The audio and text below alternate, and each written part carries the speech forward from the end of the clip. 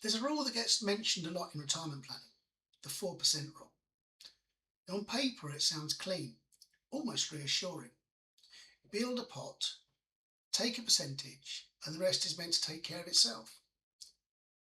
But the longer I've sat with this idea, the more I've realised something uncomfortable about it. It only really works in a world where life behaves itself. And for most of us, life doesn't behave itself. This video is about why retirement planning feels simple in theory, but complicated in reality. Not because people are reckless or bad with money, but because real life keeps stepping in. Now, I understand why the 4% rule is popular. It gives people a line to aim for, a finish point, a sense of control.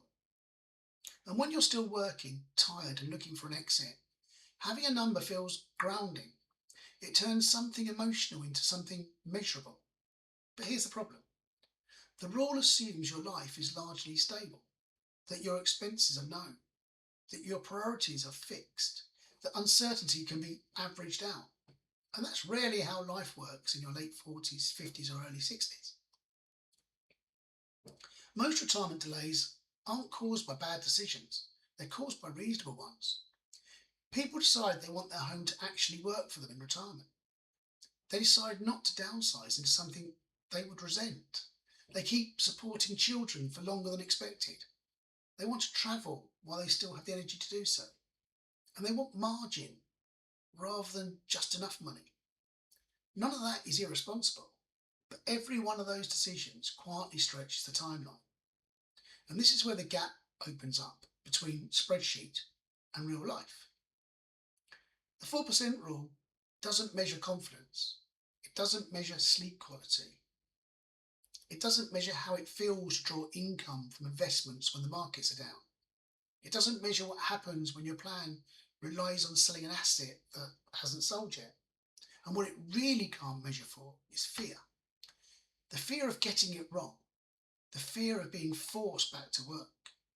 The fear of watching that pot fall faster than expected.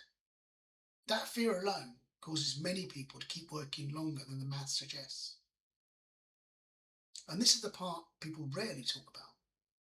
Once you're close to retirement, every decision becomes heavier. Working one more year feels sensible. Spending feels more risky.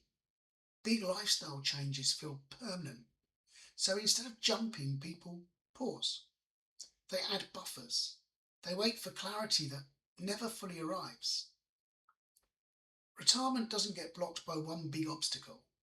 It gets delayed by dozens of small, sensible hesitations. And this is something I've had to confront myself. On paper, there are scenarios where retirement could work sooner, but in reality, my life choices pull against that. Housing decisions, family responsibilities, the desire for stability rather than just survival. None of those feel like mistakes, but they all push the finish line. Seeing that clearly has changed how I think about retirement planning altogether. Instead of asking, what percentage can I withdraw? I think a better question is, what kind of life am I trying to protect?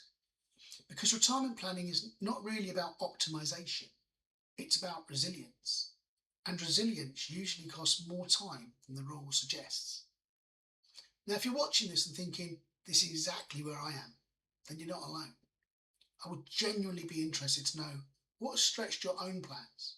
Was it housing, family, uncertainty, lifestyle, or something completely different? If you are comfortable, leave a comment. Not to agree or disagree, but to add another piece to the picture. Because retirement rarely fails on paper. It stretches in real life.